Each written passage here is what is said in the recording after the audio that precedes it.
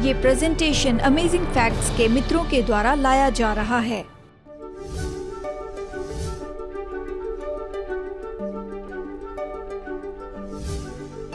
यीशु अपेक्षा करते हैं कि अंतिम दिनों में उसके लोग शब्द के बारे में जान ले। कलीसिया उस एक आज्ञा को भूल गई है जिसके बारे में उसने कहा कि तुम इसे स्मरण रखो। आज आपको यहाँ पर देखकर हमें बड़ी खुशी हो रही है। हम आपका स्वागत करते हैं landmark of prophecy Bible study series में। जिन्हें हम याद करते हैं उनका स्वागत करते हैं। स्वागत है उनका जो हमें ऑनलाइन देख रहे हैं या सैटेलाइट टेलीविजन से देख रहे हैं। और हम बहुत खुश हैं कि आप भागी हुए हैं इस अद्भुत बाइबल स्टडी एडवेंचर में। और आज हम ऐसे विषय के बारे में अध्ययन कर रहे हैं जो इन दिनों में बहुत से विश्वासियों के लिए दिलचस्पी की बात हो गई है। और इसका भविष्यवाणी के विषय में बहुत ही महत्वपूर्ण मुद्दा है। और आज के पाठ का नाम है हमारे काम से विश्राम। हमारे काम से विश्राम। हम एक ऐसी कहानी से शुरू करेंगे जो कि यहाँ पर निर्गमन से ली गई है। निर्गमन में हम जानते हैं कि इस्राएली लोग बड़ी चमत्कारी रीति से लाल समुद्र पार करते हैं। और अब जैसे वो जंगल में से होकर जा रहे थे, यानी उनके परखे जाने के कुछ दिन थे, लाल समुद्र और सिनै पर्वत के बीच में उनका प्रयोजन खत्म होने लगा। तो वो शिकायत करने लग गए। प्रभु ने कहा, देखो मैं तुम्हारे लिए चमत्कार करूंगा। मैं आकाश से तुम्हारे लिए रोटी बरसाऊंगा। और वो रोटी क्या थी? मन्ना। और मैं इसे करूंगा हफ्ते में 6 दिन। तुम सुबह उठकर इसे जमा कर लेना। और 7वें दिन मन्ना नहीं बरसेगा। क्यों? ये सब था अदन की वाटिका से ये है। और कहा शुक्रवार के दिन इसे दुगना जमा करना दूसरे दिन के लिए।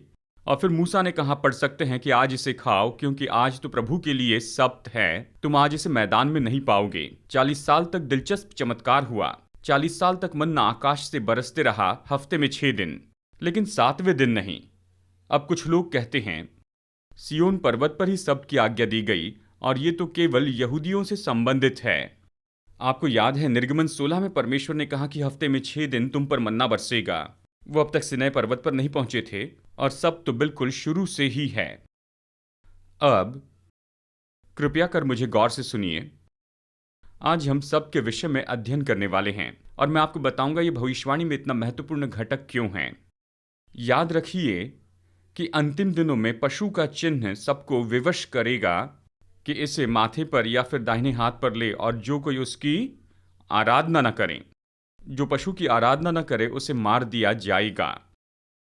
क्या आराधना अंतिम दिनों में सबसे बड़ा मुद्दा होगा? कैन और हाबिल के बीच में जो सबसे पहला मतभेद था, कैन ने परमेश्वर की आराधना की और हाबिल ने परमेश्वर की आराधना की। दोनों ने अपनी अपनी वेदियां बनाई, लेकिन एक ने परमेश्वर के तरीके से आराधना की।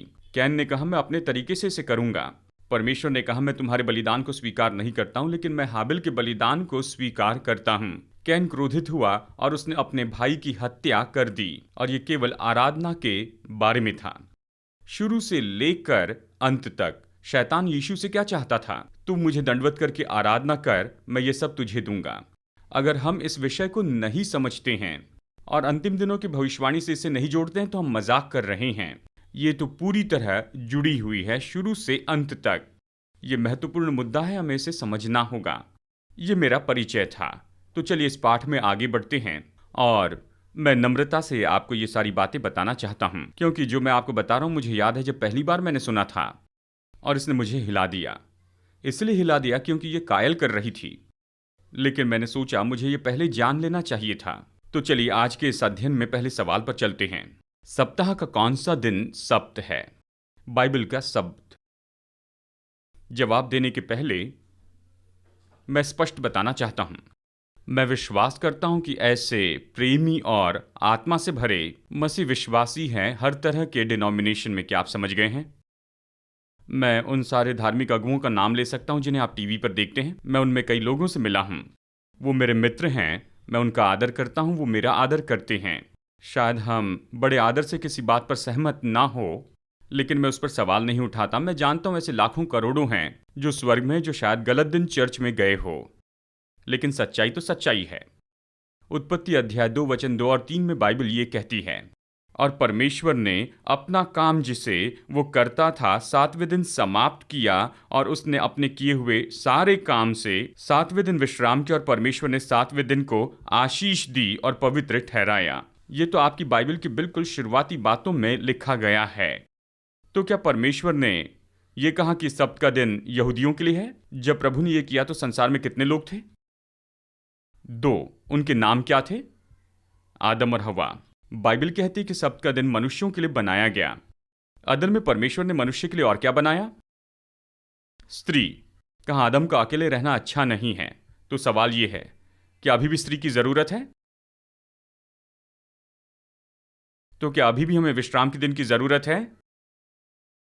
ये एक जैसे ही महत्वपूर्ण है। और यहां पर देखिए, ये इस तरह से नहीं कहता है, ये नहीं कहता कि इसी एक 7वें दिन, ये कहता एकमात्र वो 7वें दिन। क्या कोई फर्क पड़ता है कि बहुत से में से एक या एकमात्र? अगर मैं यहां पर लोगों से कहूं कि आप मेरे लिए एकमात्र पेन लेकर आइए, तो सब आपस में पूछेंगे वो एकमात्र पेन कहां है? ठीक है, विशेष पेन है। हाँ, लेकिन अगर मैं कहूं मुझे एक पेन दीजिए, तो कितने लोग मेरे सामने आकर उसे देना चाहेंगे, क्योंकि ये कोई भी पेन हो सकता है। तो परमेश्वर ने यह नहीं कहा कि एक 7वें दिन को स्मरण रखना, वो कहता एकमात्र 7वें दिन को याद रखना, यानी सटीकता से। परमेश्वर ने पवित्र शब्द के महत्व को किस तरह से प्रकट किया है? निर्गमन 20:8 में इसे 10 आज्ञाओं में से एक बना दिया। ये कहता है स्मरण रखना। इस आज्ञा की शुरुआत ही इस तरह से की गई है।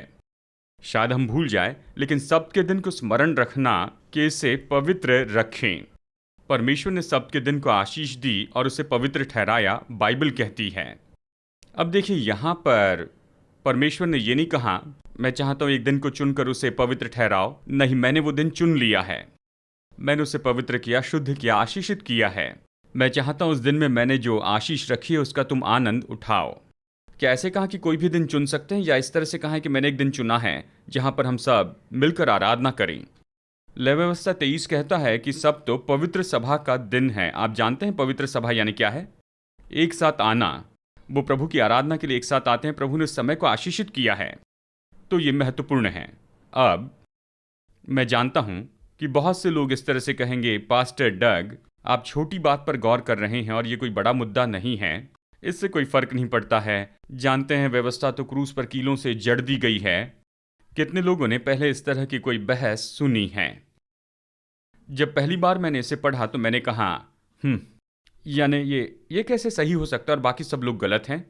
ज्यादातर लोग इसके बारे में क्यों गलत हो सकते हैं? फिर मुझे याद आया, जब प्रभु यीशु पृथ्वी पर पहली बार आए तो ज्यादातर लोगों ने प्रभु को स्वीकार नहीं किया। मूसा ने कहा बुराई करने के लिए भीड़ के पीछे न चलो, ठीक है? तो मैंने सोचा मैं कुछ पास्टर से पूछूंगा। मैं नया विश्वासी था और सभी लोगों के जैसे रविवार को चर्च में जाता था। मुझे जानना था, मेरी माँ तो यहूदी थी, मैंने पूरी बाइबल नहीं पढ़ी थी, ये तो एक बड़ी किताब थी। शायद बीच में कहीं परमेश्वर ने इसे बदल दिया होगा जो मैंने अब तक नहीं पढ़ा है। तो फिर मैं उस पास्टर के पास में गया और पूछा, यदि सब्त का दिन शनिवार का है तो हम रविवार को चर्च में क्यों जाते हैं?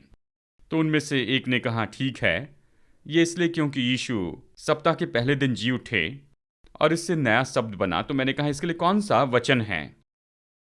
खैर, इसके लिए कोई एक खास वचन नहीं है, लेकिन ये काफ़ी समय से परंपरा में है। और मैंने सोचा ये तो अजीब है। तो मैं एक और पास्टर के पास गया और पूछा, हम रविवार के दिन चर्च में क्यों जाते हैं और रविवार को पवित्र नहीं रखते हैं? ये सच है, बहुत से लोग चर्च में 1.5 घंटा बिताते हैं, उसके बाद में फिल्म देखने के लिए या फिर मॉल में चले जाते हैं, ठीक है? 7वें दिन को वो मानते नहीं और बहुत से लोग तो इसे पवित्र बनाकर भी नहीं रखते हैं। और एक पास्टर ने मुझसे कहा, पास्टर डग देखिए, हमें इसे मानना नहीं है क्योंकि ये व्यवस्था का भाग है जो क्रूस पर कीलों से जड़ा है। तो मैंने कहा, क्या हम 10 आज्ञाओं को मानते हैं या नहीं? मैं एक बार ऐसी सभा कर रहा था तो एक पास्टर ने बीच में मुझसे पूछा, पास्टर डग आप इन लोगों को व्यवस्था सिखाने के द्वारा बंधन में रख रहे हैं। मैंने कहा, क्या आप विश्वास करते हैं कि हमें 10 आज्ञा माननी है? उन्होंने कहा नहीं। उनके चर्च के कुछ सदस्य थे, उन्होंने देखा, क्योंकि अवश्य ही 10 आज्ञा तो यह है कि हत्या नहीं करना, झूठ नहीं बोलना और ये सब, उसमें समस्या नहीं है। फिर उन्होंने कहा, जी हाँ मानता हूं। तो ये तो इस पूरे पैकेज का भाग है, ये बिल्कुल बीचों बीच में है। तो उन्होंने कहा, 9 आज्ञाएं मानता हूं। मैंने कहा, भाई, एक आज्ञा जिसके बारे में परमेश्वर ने कहा कि इसे स्मरण रखना, आप उसी आज्ञा को यहां पर भूलते जा रहे हैं। यह समझ के बाहर की बात है। इसने मुझे सहमत किया। जैसे मैं अगले 10 पास्टर से पूछने लगा तो सब ने मुझे अलग अलग तरह से उत्तर दिए। मैंने कहा, यहां पर कुछ ना कुछ गलत है, हमारे पास अच्छा कारण नहीं है। परमेश्वर ने इस दिन कुछ विशेष किया है। ये कहता है यहां परमेश्वर ने 3 विशेष काम किए। परमेश्वर ने विश्राम किया, परमेश्वर ने इस दिन को आशीष दी और इस दिन को शुद्ध किया। 7वें दिन को वो प्रभु हैं। मैं सोचता हूं प्रभु ही नियम बनाते हैं। यीशु किस दिन को पवित्र रखते हैं। आप इसे पढ़ सकते हैं लूका अध्याय 4 वचन 16 में। देखिए, ये तो नए नियम में है। फिर वो नासरत में आया जहां पाला पोसा गया था, और अपनी रीति के अनुसार, उसकी रीति क्या थी, जिसे एक बार करते हैं या फिर हमेशा करते रहते हैं। अपनी रीति के अनुसार, यानी उसे हमेशा किया। उसकी रीति यही थी। अपनी रीति के अनुसार सब्त के दिन आराधनालय में जाकर पढ़ने के लिए खड़ा हुआ। यीशु सब्त के दिन आराधनालय में गए और वचन पढ़ा। ये तो उनकी रीति थी, पूरे जीवन भर की ये उनकी आदत थी। केवल यीशु की ही ये आदत नहीं थी, जबकि वो हमारे आदर्श हैं। प्रेरित लोग भी यही तो किया करते थे। सब्त के बारे में पौलुस की रीति क्या थी? पौलुस महान था। नए नियम का आधा भाग तो पौलुस ने लिखा है। उसकी रीति क्या थी? प्रेरितों के काम 17 वचन 2। और पौलुस अपनी रीति के अनुसार उनके पास गया और 3 सब्त के दिन पवित्र शास्त्रों से उनके साथ वाद विवाद किया। प्रेरितों के काम 18:4 में भी देखिए। और ये कहता है वो हर एक सब्त के दिन आराधनालय में वाद विवाद करके यहूदियों और यूनानियों को भी समझाता था। यहूदी और अन्य जाति, कुछ लोग कहते पौलुस वहां पर गया क्योंकि यहूदियों तक वो पहुंचना चाहता था, और जब यहूदी नहीं आते तो वो जाकर अन्य जातियों को प्रचार करता था। यानी पौलुस को पौलुस बनने के पहले उसका अलग नाम था, शाऊल। यानी उसके बदलाव के पहले उसका नाम तो शाऊल था, और वो तो विश्वासियों को जमा करता था, उन्हें सताता था, उन्हें मार देता था। जानते बाइबल कहती वो उन्हें कहां पर ढूंढता था? वो विश्वासियों को ढूंढने के लिए आराधनालय में जाता था। क्यों? क्योंकि वो उसी दिन मुलाकात करते थे जब यहूदी मिलते थे। शुरू की कलीसिया में सब लोगों ने सब्त को माना था। आप क्या सोचते हैं यहूदी देश के लिए 10 आज्ञा सच में कितनी महत्वपूर्ण है? जब विश्वासियों ने यीशु को स्वीकार किया, अन्य जाति और यहूदी, उन्होंने खतने पर वाद विवाद किया, उन्होंने पर्वों के दिनों के बारे में और बातों पर विवाद किया। लेकिन आप पाएंगे उन्होंने कभी इस विषय पर बहस नहीं की कि क्या हमें सब्त मानना चाहिए या नहीं। जब भी यीशु ने सब्त के बारे में बात की तो ये नहीं कहा कि इसे नहीं मानना है, लेकिन इस पर था कि इसे कैसे माने। तो कहीं मत जाइए दोस्तों, कुछ ही पल में हम आज के प्रेजेंटेशन को लेकर लौट आएंगे। क्या कभी आप भूल गए अपनी वेडिंग एनिवर्सरी, आउच, या कोई और दूसरा मौका? ये सच में शर्मसार करने वाला है कि अगर आप जन्मदिन भूल जाते हैं। अगर मैं आपको ये बताऊं कि परमेश्वर के लिए एक विशेष दिन है जिसे लगभग पूरा संसार भूल गया है, सच में ये तो मनुष्य के इतिहास में एक महत्वपूर्ण ऐसा दिन है, और इसे भूल जाना आपके जीवन पर बड़ा प्रभाव डाल सकता है। क्या आप इस दिन के बारे में और जानना चाहते हैं? इसलिए मैं आपसे निवेदन करता हूं कि अमेजिंग फैक्ट्स की ओर से आंखें खोलने वाले स्टडी गाइड को आप मंगवाएं। इतिहास का खोया हुआ दिन। आप चकित हो जाएंगे कि ये अद्भुत सच्चाई आपसे इतने समय तक क्यों छिपी रही, और जब आप इसे स्मरण करने लगते हैं तो ये आपके और आपके परिवार के लिए क्या अर्थ रखता है। अपनी फ्री कॉपी मंगवाने के लिए स्क्रीन के नंबर पर फोन कीजिए और ऑफर नंबर 207 मंगवाइए, या वेब एड्रेस पर जाइए। इस अद्भुत स्रोत को पढ़ने के बाद में अवश्य ही इसे अपने मित्रों को जरूर दें। तो चलिए आज के प्रेजेंटेशन में लौट कर चलते हैं और प्रभु के वचन से कुछ अद्भुत तथ्य देखते हैं। उसने कहा सब भलाई करने के लिए, बुराई करने के लिए नहीं। उसने किसी को चंगाई दी। उसने ये नहीं कहा कि अभी सब्त को नहीं मानना। यीशु अपनी रीति के अनुसार आराधनालय में गए। बाइबल बहुत ही स्पष्ट है। जरा सोचिए, जब प्रभु ने व्यवस्था दी तो इसे कितने स्पष्ट रूप में बताया। वो पूरे देश को जमा करते हैं, यानी सियोन पर्वत के ऊपर से इस ईश्वरीय मेगाफोन के द्वारा अपनी ही आवाज में 10 आज्ञाओं को लोगों को घोषित करते हैं। तो फिर कहा कि क्या तुम इसे समझ गए? सब लोगों ने कहा हम इसे समझ गए। तो ठीक है, अभी इसे लिख लो। मूसा को गुस्सा आया, उसने पटिया तोड़ दी। परमेश्वर ने कहा पहली पटिया मैंने बनाई थी, तुम दूसरी बनाओ और मैं उस पर फिर से लिखूंगा। मूसा लेकर आता है, प्रभु फिर से लिख देते हैं। क्यों? आकाश और पृथ्वी टल जाएगी लेकिन मेरा वचन नहीं टलेगा। पत्थर पर इसे लिख दिया। यदि परमेश्वर 10 आज्ञाओं में से एक को भी नहीं बदलेंगे तो क्या आपको यह नहीं लगता कि यह सच में बहुत बड़ा मुद्दा है नए नियम में? यानी वो तो बहुत ही अद्भुत बहस कर रहे होंगे, बिल्कुल स्पष्ट बता दिया होगा, सारे प्रेरितों ने इससे बताया होगा। लेकिन ऐसा नहीं हुआ, क्योंकि ये सच्चाई वो समझते थे। जैसे हमारे फाउंडिंग फादर्स ने कहा कि इन बातों का पूरा सबूत है। शुरू के विश्वासियों में इसका अपना सबूत था और वो सब सब्त माना करते थे। तो परमेश्वर इसे क्यों बदलेंगे 7वें दिन में? अब क्या गलत हो गया है? क्या अन्य जाति के लोगों को आराधना और विश्राम की जरूरत नहीं है? पास्टर डग कुलुसियों 2 में इस तरह से लिखा है कि कोई भी मनुष्य तुम्हारा न्याय न करे खाने और पीने के बारे में, विधियों या सब के दिनों के बारे में। चलिए इसे बाइबल से देखते हैं। कुलुसियों अध्याय 2 वचन 13 में, उसने तुम्हें भी जो अपने अपराधों और अपने शरीर की खतना रहित दशा में मुर्दे थे उसके साथ जिलाया। पौलुस यहाँ पर खतना कहता है, बताता है क्या विषय है। उसने उसके साथ जिलाया और हमारे सब अपराधों को क्षमा किया और विधियों का वो लेख जो कि हाथों से लिखा गया था। 10 आज्ञा क्या मूसा की व्यवस्था जैसे कागज पर लिखी गई थी या फिर परमेश्वर की उंगली से लिखी गई थी? मूसा ने विधियों की व्यवस्था लिखी थी और विधियों का वो लेख जो हमारे नाम पर और हमारे विरोध में था मिटा डाला। मूसा ने जो विधियों की व्यवस्था लिखी थी उसे वाचा के संदूक के बाहर पॉकेट में रखा और कहा यह तुम्हारे विरुद्ध में साक्षी होगी। 10 आज्ञाओं के बारे में ऐसे नहीं कहा। विधियों का वो लेख जो कि हमारे विरोध में था मिटा डाला और उसे क्रूस पर कीलों से जड़कर सामने से हटा दिया। और फिर आगे देखते हैं, वचन 16 में कहता है, इसलिए खाने पीने या पर्व या नए चांद या सब के विषय में तुम्हारा कोई फैसला न करे। इस तरह कहता है क्योंकि ये सब आने वाली वस्तुओं की छाया है। ये नहीं कहता कि सब के बारे में कोई तुम्हारा न्याय न करे।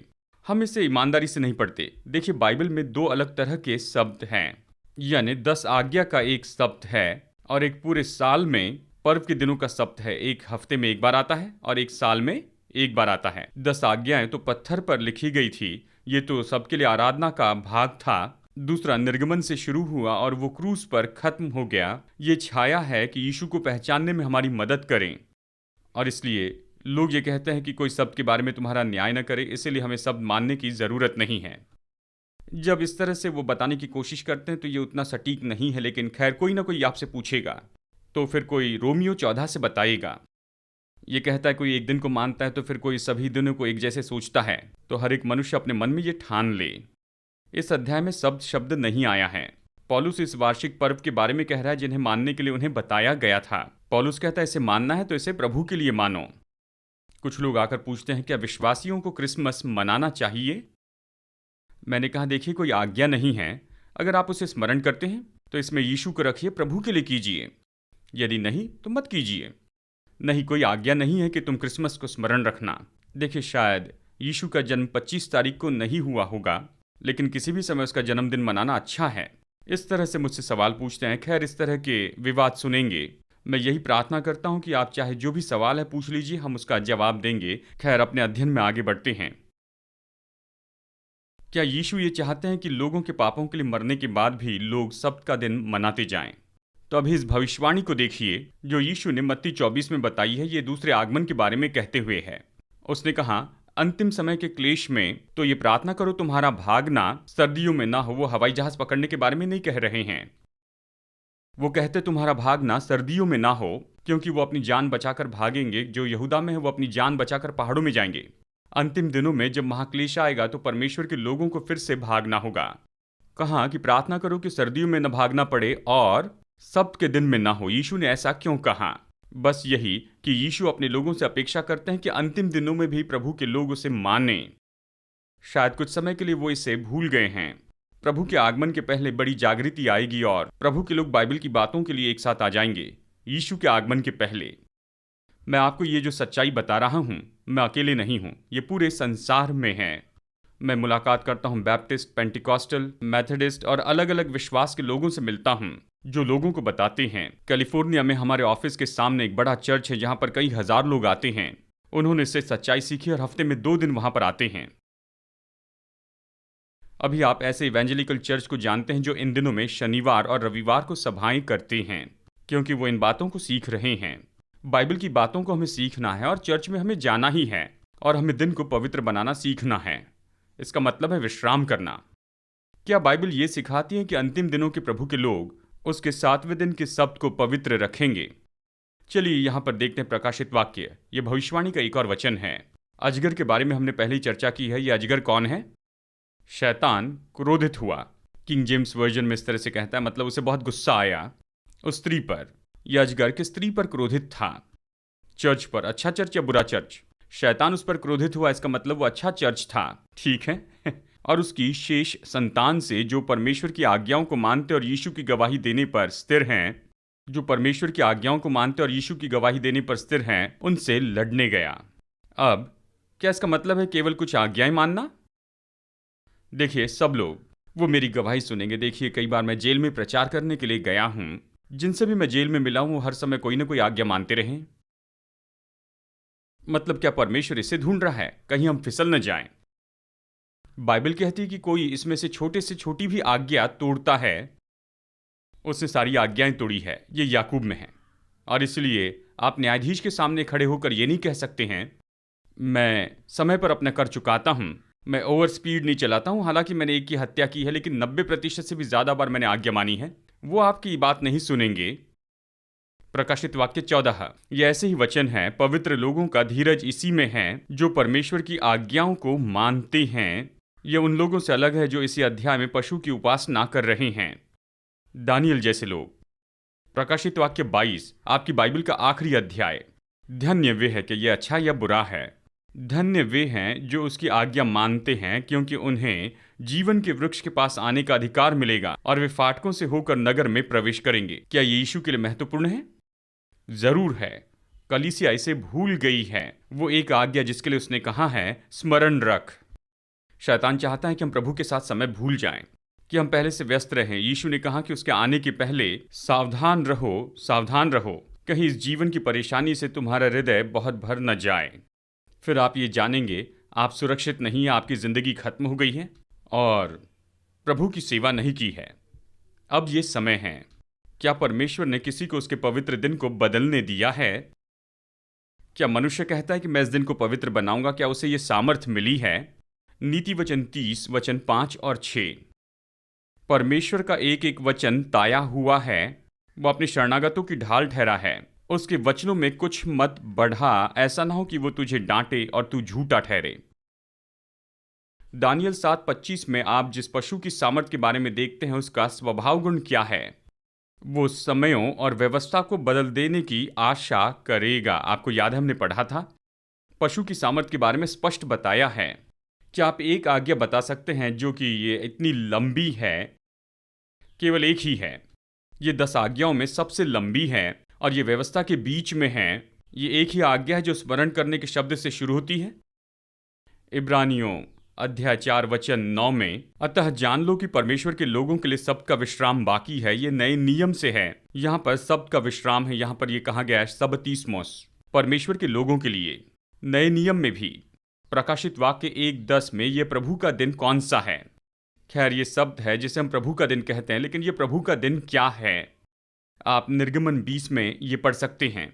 ये कहता है, 7वां दिन तेरे परमेश्वर यहोवा के लिए विश्राम दिन है।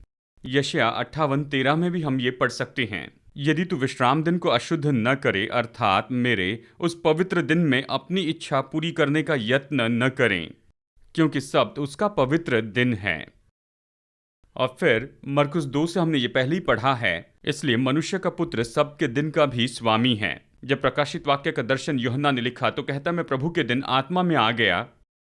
बहुत से पास्टर इस तरह से कहते हैं कि देखिए, ये तो रविवार का दिन था, वो रविवार को आराधना कर रहा था। वचन में कोई भी बात ये नहीं बताती वो रविवार था। बाइबल कहती ये तो प्रभु का दिन था। कुछ भी हो, वो पतमोस के टापू पर जेल में रहते हुए पूरे हफ्ते काम करता था और इस दिन उसे छुट्टी थी और परमेश्वर ने उसे दर्शन दिया। शुरू से अंत तक बाइबल में हम देखते हैं कि शैतान हर कोशिश करते चली जा रहा है कि हमें काम में इतना व्यस्त कर दे, चिंता में और दबाव में और तनाव में रखे कि हम जाने ही नहीं कि यीशु में विश्राम क्या है। और अपनी व्यवस्था के बीच में परमेश्वर ने कहा, मैं तुम्हारे साथ संबंध बनाने के लिए समय चाहता हूं। पूरे संसार को 6 दिनों में बनाकर प्रभु ने कहा, खत्म नहीं हुआ, मैं एक और दिन बनाऊंगा कि तुम्हारे साथ समय बिताऊं, क्योंकि मैं तुमसे प्यार करता हूं। मैं तुम्हारे साथ चलूंगा, तुमसे बातें करूंगा, मैं तुम्हारे साथ में संबंध रखूंगा। हमें किससे ज्यादा प्रेम रखना है, सृष्टि या सृष्टिकर्ता से? वो हमारे साथ संबंध रखना चाहता है, लेकिन हम तो यहाँ पर कामों में व्यस्त हैं, चिंता में हैं और प्रभु के साथ समय भूल जाते हैं। सारे संसार को पाकर अपनी आत्मा खो दे तो इससे क्या लाभ? अगर परमेश्वर नहीं तो कुछ नहीं है। अगर परमेश्वर है तो सब कुछ मिल गया है। अगर यीशु मिल गया है तो सारा जहां मिल गया है दोस्तों। और यीशु ने क्या कहा है? यदि तुम मुझसे प्रेम रखते हो तो मेरी आज्ञाओं को मानो। आज के स्मार्टफोन में ये पूरी संसार की जानकारी है जो आपके हाथ की हथेली में आ जाती है और हमारे अंगूठे से हम काम करते हैं। इससे अपने सामान खरीद सकते हैं, कसरत की रेजिम को पूरा कर सकते हैं, वीडियो देख सकते हैं, संगीत सुन सकते हैं। आप इंटरनेशनल वर्ल्ड वाइड वेब को देख सकते हैं, जो कि शायद हमेशा अच्छी बात ना हो।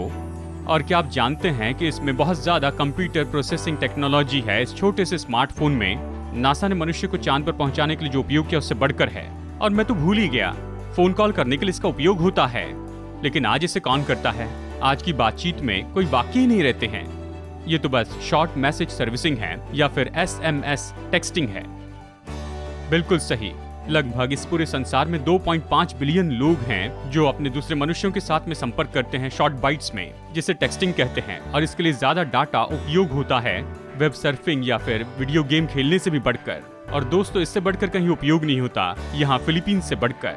और बस फिलीपीन में तो 100 मिलियन लोग रहते हैं, लेकिन ये भेजते हैं इतने ज्यादा टेक्स्ट मैसेज जो पूरे संसार की तुलना में बढ़कर हैं। ये तो 12वां सबसे बड़ा देश है, लेकिन ये भेजते हैं 400 मिलियन टेक्स्ट मैसेजेस प्रतिदिन।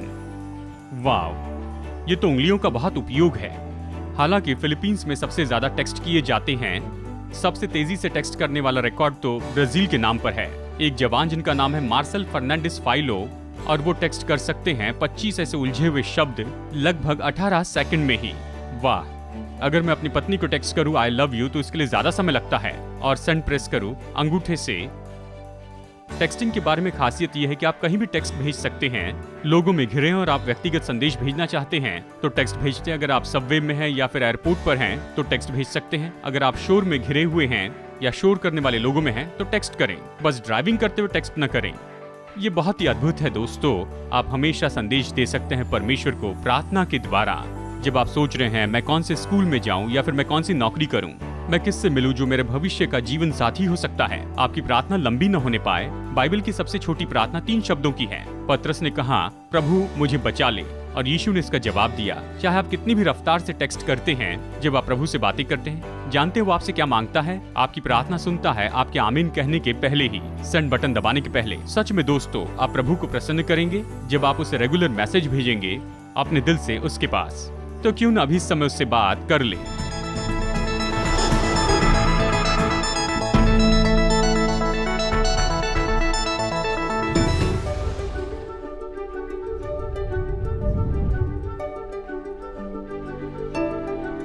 आज के फ्री ऑफर को मंगवाइए, ये आपके लिए एक आशीष है। जैसे हम सुसमाचार लोगों तक ले जा रहे हैं, आपकी भेंटों के लिए आपका धन्यवाद। आशा है आप अगले हफ्ते जुड़ जाएंगे। जैसे हम वचन की गहराई को देखते हैं, हम और भी अमेजिंग फैक्ट्स देखेंगे।